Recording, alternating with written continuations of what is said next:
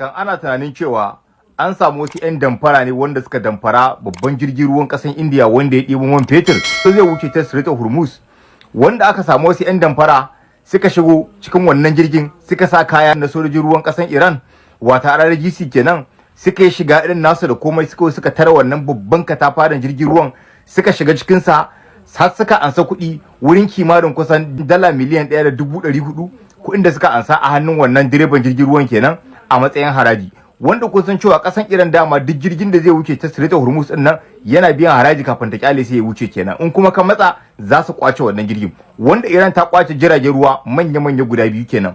Yau inda Iran ta saka wannan bidiyoyi wanda aka tunanin cewa ɗaya daga cikin wannan jirgin da damfaransa aka yi, wanda an rasa suwaye suka shirya wannan damfaran suka ansa kuɗi a hannunsa, wanda suka biya wannan kuɗin ta kuɗin crypto, da kuɗin crypto suka biya USDT kenan, da shi suka yi amfani suka biya wannan kuɗi kenan, wanda aka tura su a wani wallet wanda ba za a iya tracing din wannan wallet din ba kenan, wanda suka biya wannan kuɗin suka nuna mai cewa kamar shine mutum na biyu wanda ya biya haraji a cikin list din su kenan, wanda za su kyale ya wuce kenan.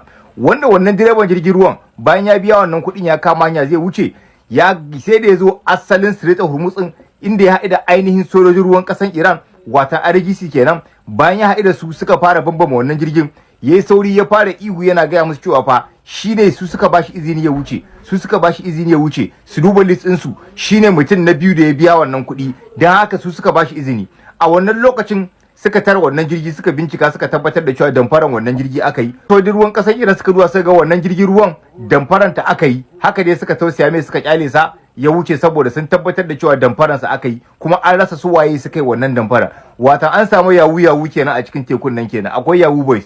Wannan yawu boys din an rasa na ina ne, na Najeriya ne koko na wata kan shi wannan sojan da ya je zaga manzon Allah a comment section din Adamu Ashaka bai taba tunanin abin zai kawo haka ba, bai taɓa tunanin irin wannan abin zai biyu baya ba. Yanzu da ya ga abin yana nema ya fi ƙarfinsa, da ya ga alamun cewa za a hukunta sa, sai ya fito da wani sabon ƙarya. Ba shi bane yake amfani da Facebook ɗinsa, wai an yi hakkin ɗin Facebook ɗinsa, ba shi ya rubuta wannan abin ba.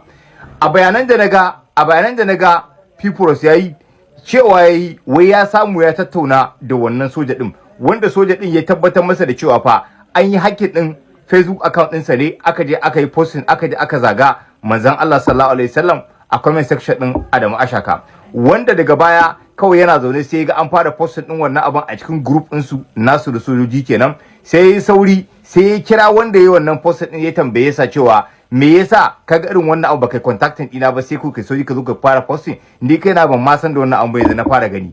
Aka tabbatar masa da cewa abin na everywhere online, shi ne ya sauri ya je ya nemi expert, aka samu aka kwato mashi da account din shi da aka yi hacking. Ku ji wani tatsuniya fa, ku ji wani tatsuniya dan Allah, ku tsaya ku saurari wannan abin da kunnan basira. Wai sai nemo expert suka yi hacking din, wanda suka yi hacking din wancan account aka kwato mashi account din shi na Facebook, aka dawo mai da shi, sai ya kulle profile din shi ne yanzu Facebook din ta dawo under control din shi yanzu. In har ka san da gaske kake an yi irin wannan abin da account ɗinka, a matsayinka na personal wanda ka san doka ko kuma wanda kuke amfani da doka na constitution na ƙasa, abu na farko da ya kamata ka fara yi shine ka je ka fara report an yi hakkin ɗin account ɗinka, saboda komai za iya amfani da account ɗinka. Kai ɗan Najeriya ne, ka san cewa duk wanda za su yi hakkin ɗin account ɗinka su kwace, abu biyu za su yi da shi, ko su yi yawu da wannan account ɗin, ko kuma su kwace account ɗin su saida ma wani account ɗin. Ba wanda zai yi kwace account ɗinka, ya kwace account ɗinka ya hakkin ɗinta sannan je na amfani da account ɗin yana zagin wasu. Ban taɓa gani inda aka yi wannan abin ba.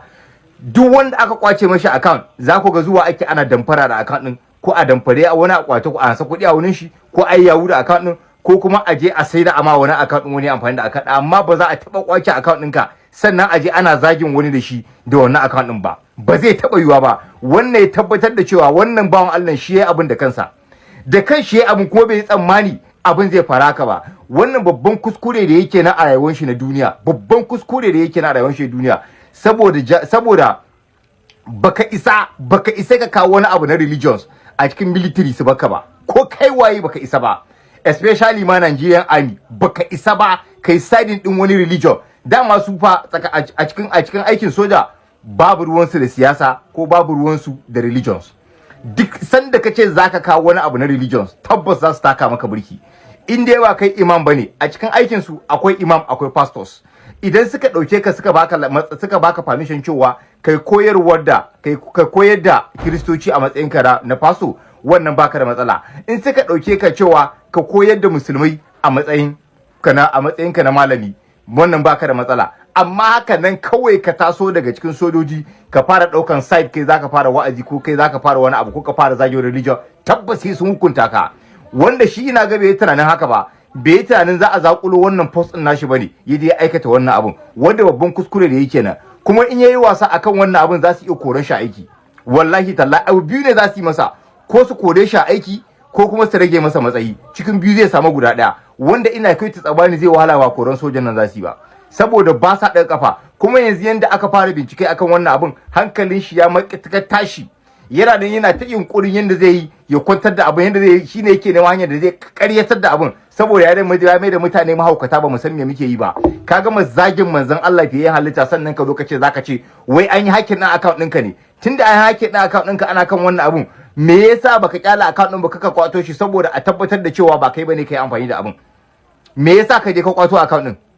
Maganar gaskiya kenan. Me yasa ya kwato account ɗin? Ya kyala account ɗin mana, tunda ya ce an yi hakin ɗinta ne. Sai idan aka tashi bincike, sai a bincika, sai a tabbatar da cewa ba shi bane hakin ɗin account ɗin aka yi. Sai ya ce wai ya je ya kwato account ɗin, ya kulle profile, ya za account ɗin tana under control ɗin shi. Jama'a kun yarda?